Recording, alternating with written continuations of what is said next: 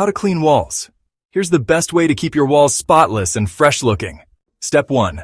Dust the wall using a dry microfiber cloth or a vacuum with a brush attachment. This helps remove loose dirt and cobwebs. Don't skip corners and baseboards where dust loves to hide.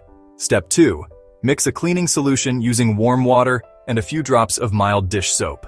Avoid harsh chemicals that could damage the paint or finish. Step 3.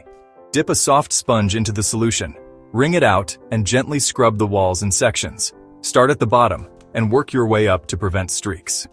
Step 4. Rinse with clean water using a fresh cloth. Then dry the wall with a towel or let it air dry.